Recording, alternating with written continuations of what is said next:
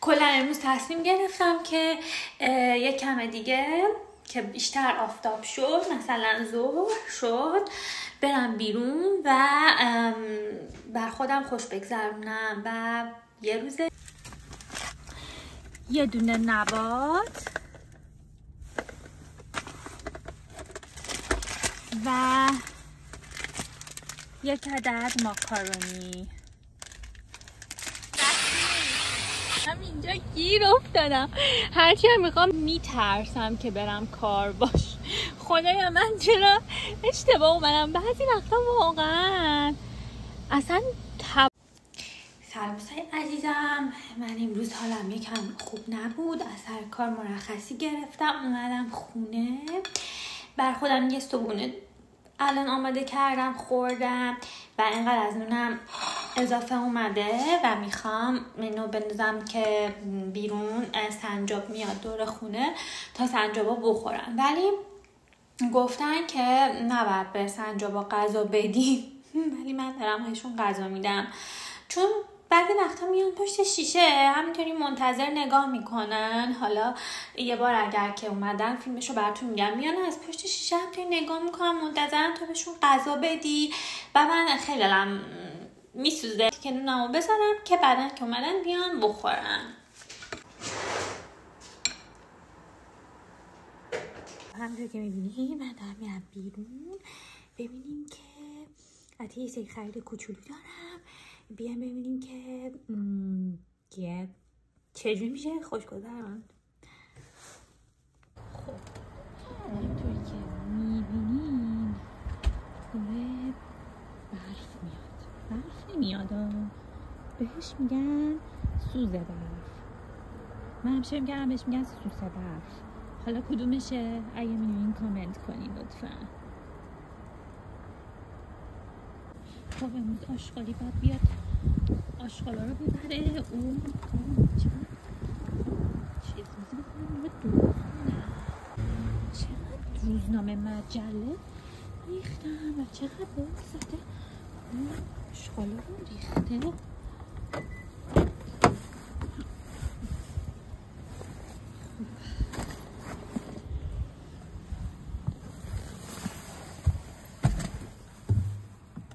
ابتدا ماشین رو روشن کنم، گرمای فرمون و گرمای سیتو بزنم، من میخوره آشغالا رو جمع کنم. میخواد یه دونه از این چیزا بگیرم که هولدرای فون که میزنی به ماشین و این تلفن منو نگه میداره، همش تنبلی میکنم.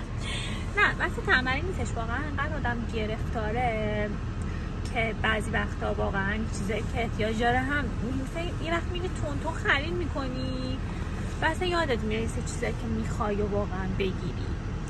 بعد خیلی سرم گرد کرد و اینکه خداپون ماشین زود گرم شه. قبلا یه اپ روی موبایلم داشتم که خب به نظرم که این بچه‌ها واقعا برف باشه، چون که به نظر نمیاد این سوزه برف یا سوسه برف باشه. نمیدونم سوسه برف رو شیرازی‌ها میگن یا من اشتباهی میشنیدم یا نمیدونم، برنو کارکت کنین، ولی به نظر میاد این برف باشه اصلا. و اینکه حالا یه جایی من پارک کنم، عجیبه ها چون شروعه همه حالا این میخوام یا خرید حالا. خب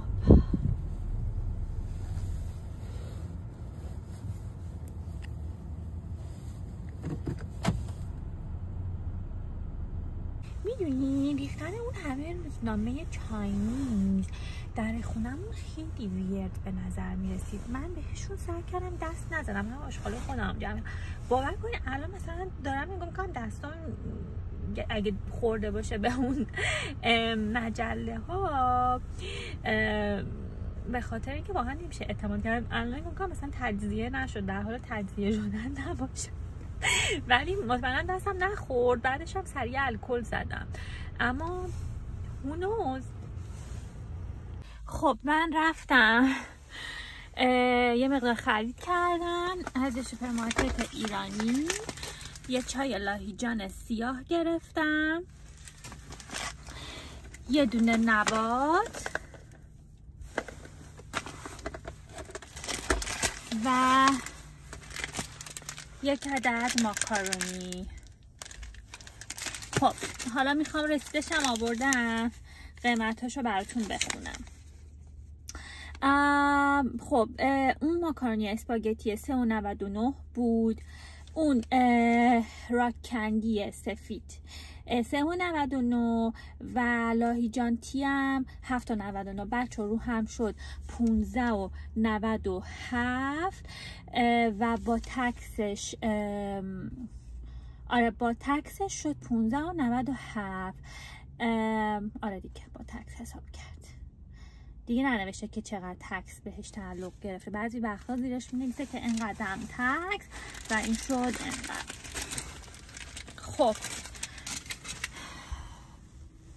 بریم که یه چایی یا یه کافی، اما به نظرم برم یه چایی خاص بخورم یا نمیدونم، نظرتون رو بگین، نظرتون رو کامنت کنین که من به کافی خوردنم ادامه بدم یا برم سراغ چایی و به من بگیم. خب بالاخره آفتاب شد و میخوام این مرکز خرید رو بهتون معرفی کنم به اسم لاپلاس که نرین خرید کنین چون خیلی گرونه. آره خیلی گرونه. یعنی یه بار من خواستم، یه مهمونی داشتم که خرید کنم، اومدم و خریدایی کردم، مثلا اونجوری که استیمیت میکردم خیلی گرونتر از اون چیزی که فکر میکردم شد. خب نمیدونستم. بعد از دوستانم که پرسیدم به من گفتن اصلا چرا رفتی اونجا خرید کردی.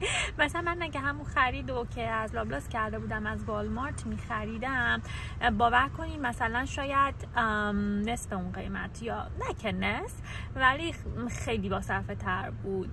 اما بچه ها حالا بعدیشو میگم، یه خوبی هم که داره اینجا گلای خیلی خوشگلی میاره. من میام معمولا از اینجا گل میخرم میذارم تو گلدون.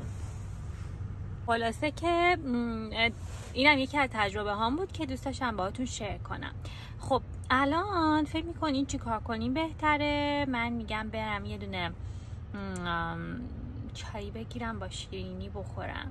چای خونه دارم یا میخواین کافی بگیرم؟ حالا یه روز تر فرصت میام لاپلاس رو بهتون نشون میدم که چیا داره، قیمتاش چجوریه. همه از والمارت میذارن، من از لاپلاس میذارم براتون. ببینیم قیمتاش چجوریه. روزای اولی که اومده بودم توی این پلازا، توی این بستنی فروشی کار کردم و صاحبش یه آقای هندی بود و حالا یکی از بستگانم منو برد سر این کار و این آقا به من یک ماه من اونجا البته پارت تایم مثلا جابای مختلف رو داشتم همزمان انجام میدادم، نزدیک یک ماه 3 هفته اونجا کار کردم و به من هیچ حقوقی نداد. یعنی فقط ایرانیان نیستن که پول نمیدن. بچه‌ها یه دفعه تصمیم گرفتم بیام اینجا و ماشینمو تمیز کنم.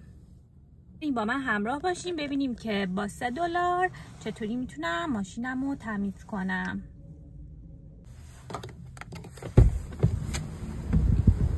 خب بار اول هستش که خودم تمیز کنم.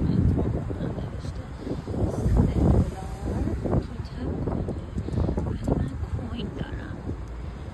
اینجا واقعا میتونی کد بندازی. حالت جاروبرقی داره. ببینیم چجوریه.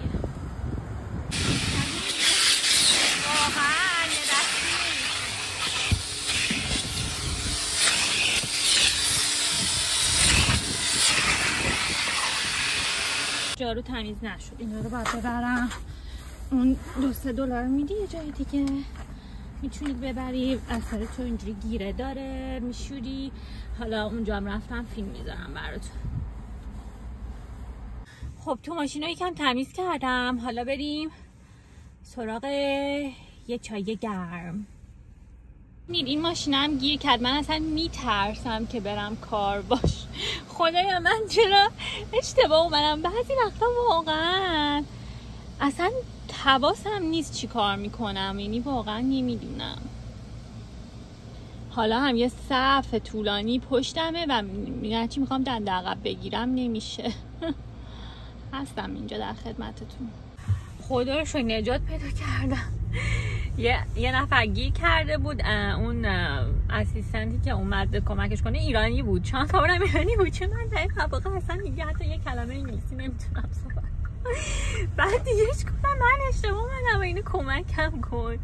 بعد بنده خدا کمک کرد و در اومدیم. اینه چیه دم خونه ما؟ واقعا نمیفهمم. آیا کسی با ما دشمنی داره؟ یه تیکه چوب بزرگ افتاده بود جایی که ماشینمو پارک میکنم.